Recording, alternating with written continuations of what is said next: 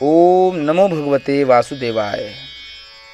वर्तमान में हम लोग स्कंद पुराण के अंतर्गत प्रभास खंड में द्वारिका महात्म्य का वर्णन सुन रहे हैं। भगवान की अनंत लीला कथाओं का श्रवण कर रहे हैं।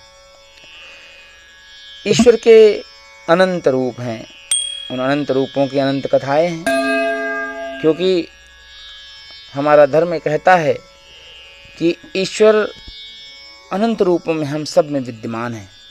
तो जो हम लोग भी लीलाएं कर रहे हैं इस संसार में, इस संसार के पूरे रंगमंच पर, तो वह सब भी ईश्वर के द्वारा ही की गई लीलाएं हैं। जो हम लोग प्रतिदिन कुछ न कुछ जो कुछ भी कर रहे हैं कार्य, वह सब ईश्वर की लीला का ही एक भाग है, एक पार्ट है। जिसको जितना अभिनय मिला है करने का मौका, वह उतना अपना अभिनय उस स्तर का अभिनय कर रहा है। और जिसको जितनी समय तक अभिनय करना है, वह उतने समय तक का अभिनय कर रहा है, क्योंकि प्रतिदिन दिन के बाद रात और रात्रि के बाद दिन आता ही आता है। चलिए, ईश्वर की लीलाओं का आप अगर आनंद लेते हैं तो अति आनंद का विषय है, क्योंकि हरि अनंत हरि कथा अनंता, कहाँ ही सुनहि बहु विधि सब संता। और देखिए, एक बात और भी है, क्योंकि प्रारंभ भी वहीं से हुआ है और अंत भी वहीं पर हो जाएगा। इसलिए बीच का जितना भी आडंबर है ना, ये चलने दीजिए, इसमें कुछ भी नहीं है, रस नहीं है। रस तो उस लीलाधर की लीला में है, जिसने इस सारे संसार को रच दिया और बैठे बैठे आनंद ले रहा है कि क्या रचना करी है, कितना लालायित है प्राणी किस किस चीज़ के लिए। देखते हैं आज की क्या कथा कहती है।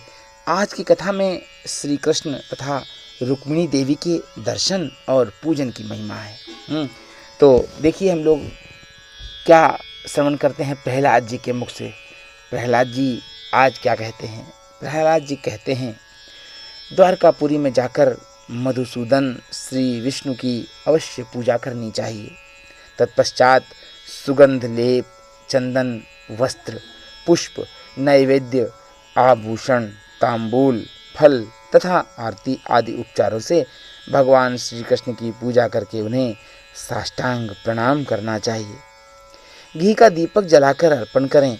रात्रि में जागरण, गाने बजाने तथा पुस्तक पाठ करना चाहिए। भादों की अष्टमी और द्वादशी को भी श्री हरि का पूजन करना चाहिए। कलयुग में गोमती और समुद्र के संगम में स्नान और श्री कृष्ण का पूजन करके मनुष्य निर्मल लोक में जाता है, जहाँ पहुंचकर फिर कभी शोक का सामना नहीं करना पड़ता। तिथि और विधि पूर्वक श्री कृष्ण की पूजा करने से बाद मनुष्य रुक्मिणी जी के समीप जाना चाहिए और दही, दूध, मधु, घी और शक्कर से उन्हें स्नान कराना चाहिए। फिर गंध और फूलों से पूजा करें। जो तीर्थ के जल से स्नान कराता है, वह संपूर्ण कामनाओं को प्राप्त कर लेता है। जो इस प्रकार श्री कृष्ण प्रिया रुक्मिणी देवी को नहलाता है, उसके लिए इहलोक और परलोक में कुछ भी दुर्लभ नहीं रह जाता। जो चंदन, रोली तथा कस्तूरी का लेप लगाता है, वह कभी पुत्रहीनता और निर्धनता का कष्ट नहीं पाता। वह सदा भोग सामग्रियों से संपन्न, रूपवान तथा जन सम्मानित होता रहता है। जो चमेली, सुगंधित कमल, कनेर, बेला, तुलसी, राजचंपा, जल में होने वाले फूल, केतकी तथा पाटल अर्थात गुलाब आदि फूलों से, धूप, अगरू तथा गुग्गुल से, सुंदर एवं कोमल वस्त्रों से भक्ति पूर्वक कृष्ण प्रिया रुक्मिणी जी की पूजा करता है और मणि एवं रत्नों के आभूषणों से उनका श्रृंगार करता है, उसके कुल में कोई दुखी, अधर्मी, निर्धन, पुत्रहीन, पापकर्मी, धूर्त तथा नीच से भी नहीं होता। कलयुग में मनुष्यों को जगन्माता रुक्मिणी देवी का भक्ष्य भोज्य आदि नैवेद्यों के द्वारा पूजन करना चाहिए। देवी में प्रियताम, रुक्मिणी देवी मुझ पर प्रसन्न हो, यही पूजन का उद्देश्य होना चाहिए। भक्तिभाव से रुक्मिणी जी को कर्पूर युक्त तांबूल निवेदित करने चाहिए। अक्षतों के साथ दिव्य फल लेकर निम्नांकित मंत्र से विधि पूर्वक अर्घ्य देना चाहिए। मंत्र कुछ इस प्रकार से है। कृष्ण प्रिये नमस्तुभ्यं विदर्भाधिपनंदिनी सर्वकाम प्रदे देवी ग्रहणार्घं नमोस्तुते। विदर्भ राजकुमारी कृष्ण प्रिया रुक्मिणी देवी, तुम्हें नमस्कार है। तुम सब कामनाओं को पूर्ण करने वाली हो। मेरा यह अर्घ्य स्वीकार करो, तुम्हें नमस्कार है। इस प्रकार अर्घ्य देकर प्रज्वलित दीपक सहित आरती करनी चाहिए। विशेषतः कर्पूर जलाकर देवी को निरांजन करना चाहिए। शंख में जल लेकर भावपूर्वक देवी के ऊपर घुमावें और फिर आत्मशुद्धि के लिए सिर पर धारण करें। तत्पश्चात नमः कृष्ण प्रिय ऐसा कहते हुए पृथ्वी पर लौटकर साष्टांग प्रणाम करें। जो कलयुग में श्री कृष्णपुरी द्वारका में जाकर उनकी प्रिया रुक्मिणी देवी का दर्शन करता है, वह इस लोक और परलोक में सब कामनाओं को पाता है।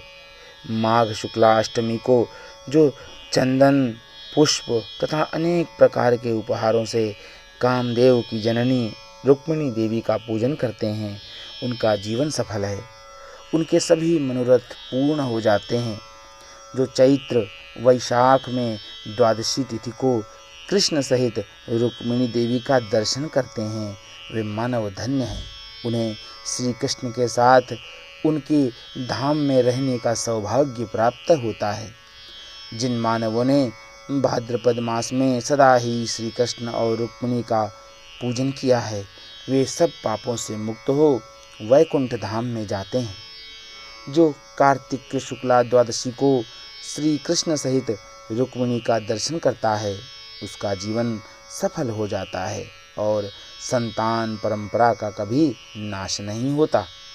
सूत जी कहते हैं, बलि को बांधने वाले भगवान विष्णु ने इस पुराण संहिता का संकलन किया है।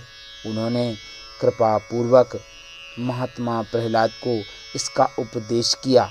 दैत्यराज प्रहलाद ने ऋषियों के पूछने पर उनसे इसका वर्णन किया। जो मानव भक्ति पूर्वक उसका सुनता है अथवा पढ़ता है, अर्थात इस उपदेश को सुनता है, पढ़ता है, तो वह संपूर्ण मनोरथों को प्राप्त करता है और विष्णु लोक में जाता है। इस विषय में महात्मा मार्कंडेय तथा राजा इंद्रद्युम्न का संवाद भी हुआ है, जिसे आगे बताया जाएगा। इस प्रकार से स्कंद पुराण के अंतर्गत प्रभास खंड में द्वारिका महात्म्य का 9वां अध्याय पूर्ण हुआ। प्रेम से बोलिएगा श्री कृष्ण भगवान की जय। ओम नमो भगवते वासुदेवाय।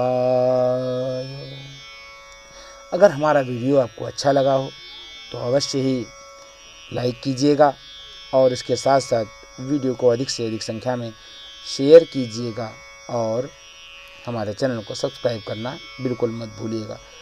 आज का उपाय जान लीजिए आप। उपाय के रूप में आपको करना सिर्फ इतना सी बात है कि आपको आज किशमिश ले लेनी है। किशमिश के 33 दाने ले लीजिएगा, ये 33 नग ले लीजिएगा, जो भी आपकी ये सब। उन 33 किशमिशों को आप जो है भगवान श्री कृष्ण के सम्मुख जो है आप प्रसाद के रूप में रखिए और उसके बाद वह समस्त प्रसाद बाहर वितरित कर दीजिए और अपनी मनोकामना भगवान से कहिएगा। उसके बाद ही वो काम करिएगा। बस इतना छोटा सा कार्य और आपको अवश्य ही लाभ हो, ऐसी हमारी शुभकामना। आप सबके हृदय में विराजमान ईश्वर को नमस्कार करते हुए आज के लिए विदा। नवीन कथा ने 10वां अध्याय के साथ हम पुनः उपस्थित होंगे। तब तक के लिए जय श्री कृष्ण।